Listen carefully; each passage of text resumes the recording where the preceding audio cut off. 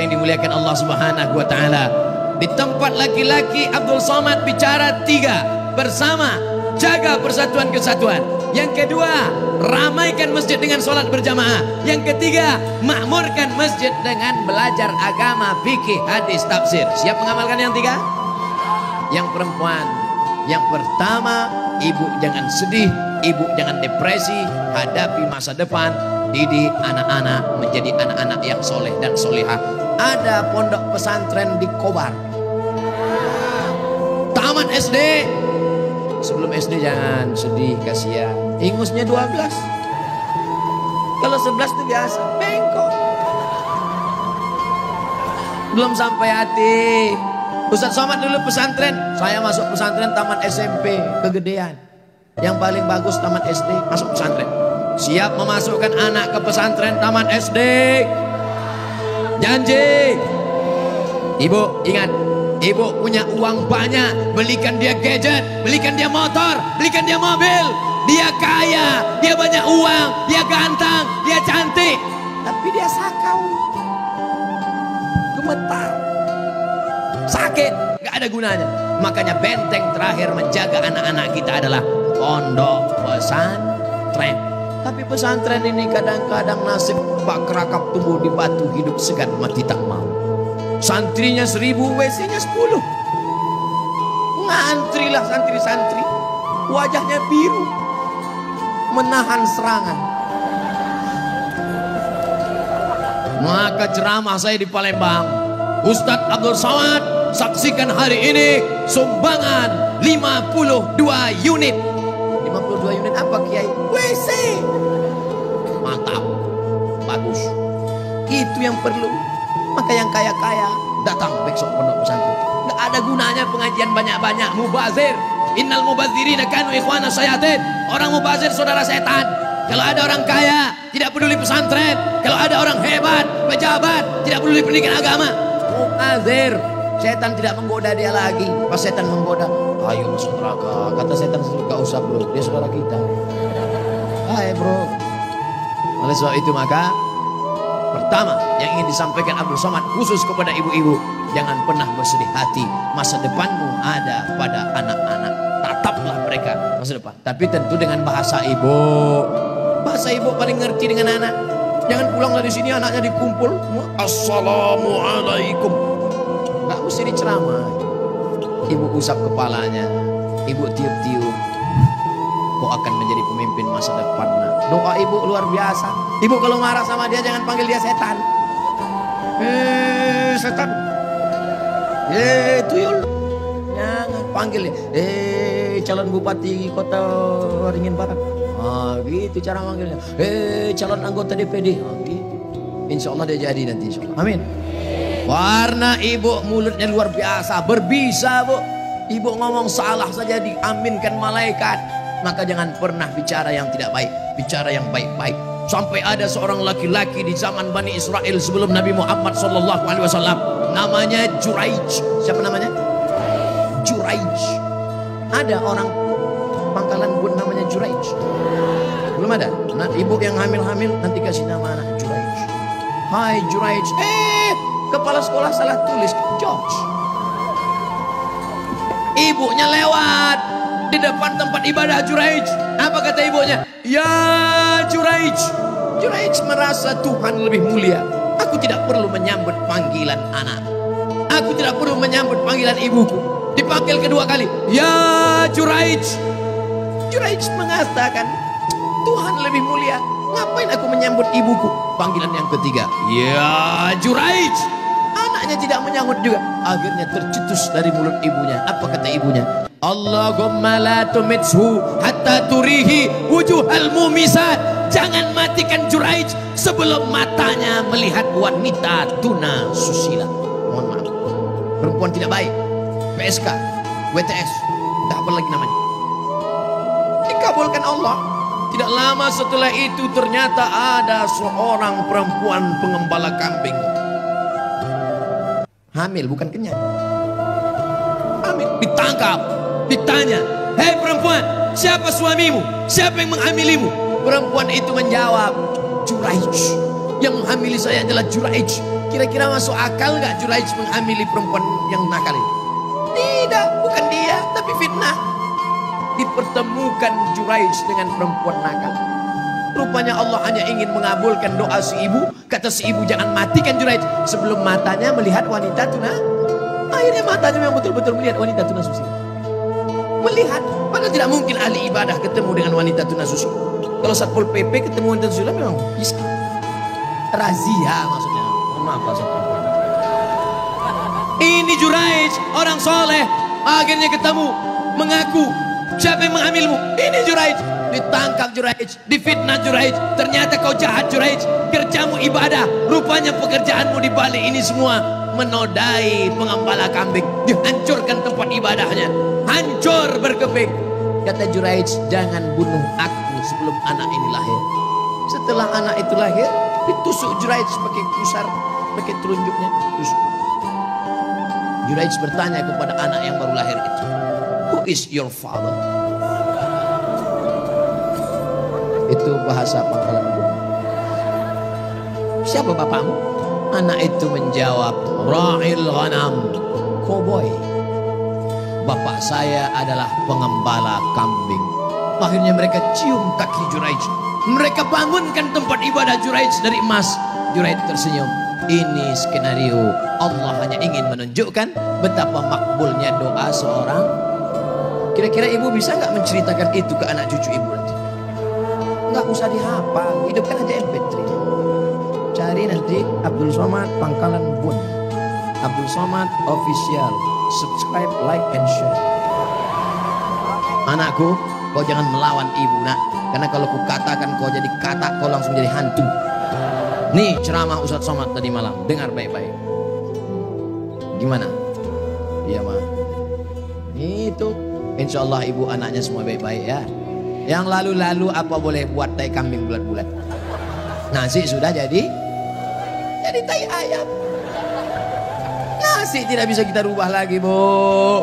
Tapi yang akan datang kita perbaiki. Cucu-cucu yang sudah lahir, sudah besar nggak bisa lagi. Tapi ibu punya anak perempuan, kasih tahu sama anak perempuan ibu, kamu kalau hamil banyak-banyak baca sholawat. Kalau hamil kata kiai, kata habib banyak-banyak baca surat Yusuf nak. Tapi dia salah sangka, disangkanya kalau baca surat Yusuf anaknya ganteng macam Nabi Yusuf. Pas lahir hitam pesek pendek.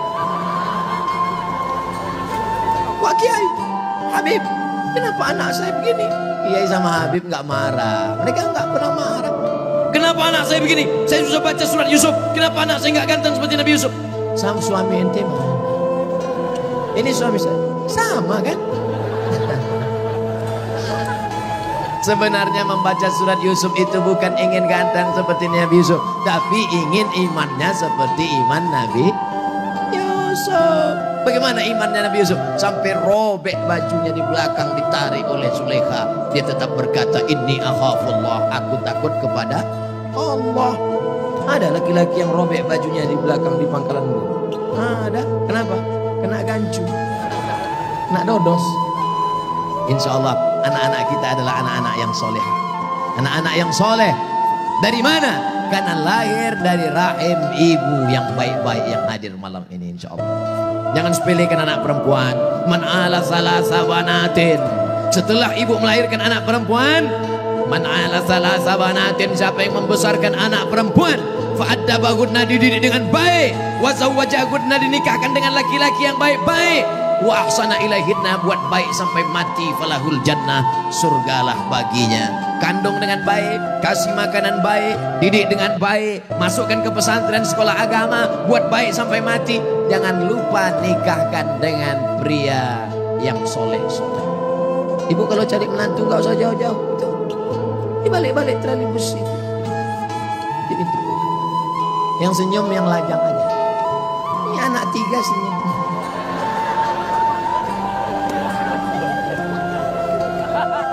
Ibu punya mantu kaya, punya jabatan hebat, mewah, gak sholat, mau?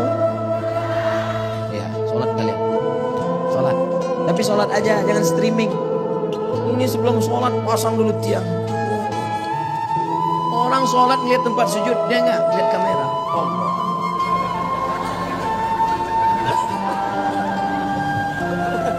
biarlah Allah yang melihat. Betul?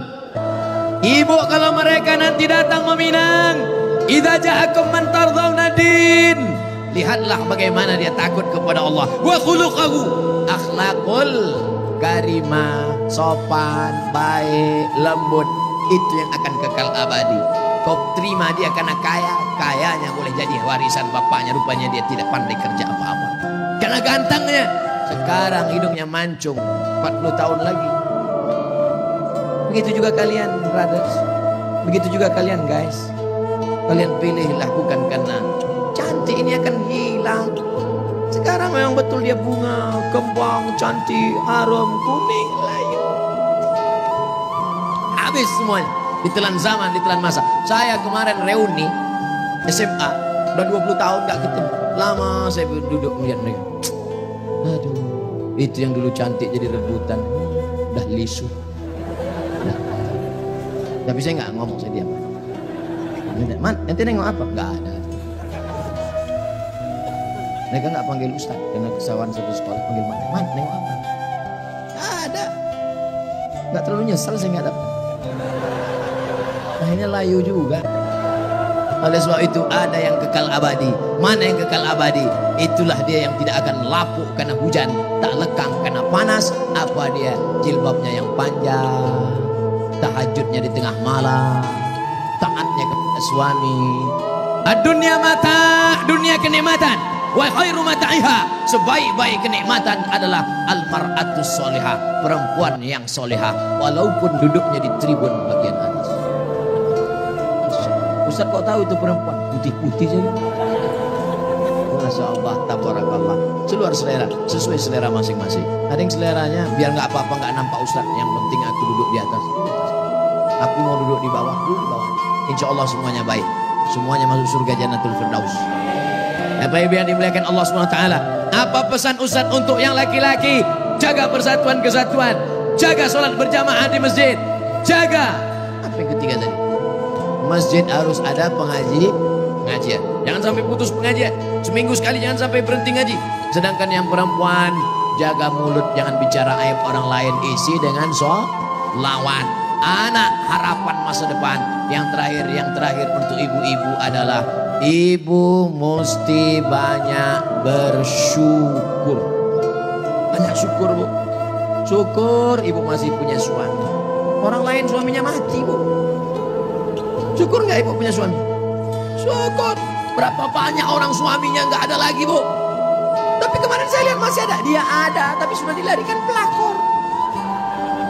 Ibu masih syukur. Pulang dari sini, pijat-pijat pundaknya. Terima kasih ya Mas. Walaupun kau sakit batuk masih hidup. Nanti malam ibu sholat sunat syukur 2 rakaat. Usolli sunnatas syukur, suami masih hidup lillahi ta'ala. Ya Allah, aku syukur padamu ya Allah. Masih kau ada dia buat sini. Walaupun kadang batuknya membuatku tak tidur sampai subuh. Tapi nggak apa-apa karena batuk itu maling nggak jadi masuk ya Allah. Ibu banyak-banyak syukur. Hidup ini kalau kita cuma mau lihat ke atas, kita nggak pernah bersyukur. Pulang dari pengajian, marilah kita bersyukur. Apa kata Ustaz Somad tadi? Marilah kita bersyukur. Bersyukur kepada Allah Subhanahu wa Ta'ala. Mas, aku bersyukur pada Allah walaupun kau nggak ganteng. Kalau kau ganteng sudah lama kau dilarikan orang. Tapi karena nggak ada orang mau melihat, akhirnya kau setia juga akhirnya kan. Betul nggak Bu? Banyak juga yang lakinya nggak ganteng. Ganteng tak ganteng, cantik tak cantik adalah relatif, betul? Apakah karena cinta orang menjadi ganteng atau karena ganteng lalu jatuh cinta? Karena cinta itulah nampak mereka seperti artis-artis sinetron. Karena cinta itulah Bapak melihat mereka macam perempuan Wonder Woman. Kalau bukan karena cinta, Masya Allah, siapa yang menanamkan cinta itu? Allah Subhanahu wa Ta'ala. Oleh sebab itu Allah mempertemukan, lihat Pak, Allah mempertemukan kalian.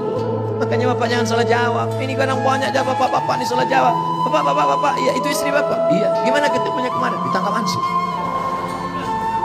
Ibu, iya itu suami ibu. Iya, gimana ceritanya? Kebetulan aja Pak Ustaz. Gak ada yang kebetulan. Semua dipertemukan Allah. Pulang dari sini Bapak katakan, maaf, aku tidak mencarimu, kau pun tidak mencari aku. Allah mempertemukan kita. Lalu ibu jawab, so sweet father. Masya Allah. Habis itu makan rebus ubi. Saudara yang dimuliakan Allah Subhanahu wa taala, insya Allah 3 untuk laki-laki, 3 untuk perempuan. Ini sudah cukup untuk menjadi bekal. Tapi jangan berhenti ngaji. Siapapun yang datang ke Kota Waringin Barat, Kobar, siapapun ustadznya, siapapun habibnya, dari manapun dia datang, pokoknya hadir pengajian. Siap? Kira-kira kalau masyarakat ngaji, Pak Kapolres senang apa nggak senang? Senang. Kalau masyarakatnya ikut ngaji, Pak Bupati, Ibu Bupati senang apa nggak senang? Senang. Bapak Bupati ada, Bapak Wakil Bupati ada, Ibu Bupati ada. Ini kebahagiaan kita bersama. Kenapa? Karena pejabat-pejabatnya suka pengajian. Mudah-mudahan Allah istiqomahkan mereka insya Allah. Allah kuatkan hati mereka insya Allah. Karena mereka ini godaannya luar biasa. Betul nggak? Banyak di antara kita nanti pas ditanya, apakah kamu korupsi? Enggak. Apakah kamu makan haram? Enggak. Apakah kamu buat dosa? Enggak. Kenapa? Enggak ada kesempatan. Tapi mereka di tengah kesempatan yang luar biasa, mereka bisa tetap kuat dan istiqomah. Itu adalah ujian iman yang luar biasa. Maka senantiasa kita doakan mereka, mudah-mudahan mereka diberikan Allah kekuatan istiqomah. Amin. Bisa disimpulkan pengajian Ustaz Somad malam ini? 3 bapak-bapak, 3 ibu-ibu. Pokoknya nanti pulang kalau ada yang nanya, berapa lama Ustaz Somad ceramah? Pokoknya malam ini dia lebih lama dari tempat lain, 90 menit, melompati batas 600 ml. Apa isi ceramah dia tadi? 3 laki-laki, 3 perempuan. Apa yang 3 itu? Tonton, like, and share. Mudah-mudahan bermanfaat. Amin. Ya Rabbal Alamin. Ala hadhihi niyah, untuk niat yang baik ini. Karena pengajian ini hampa seperti debu dihembus angin.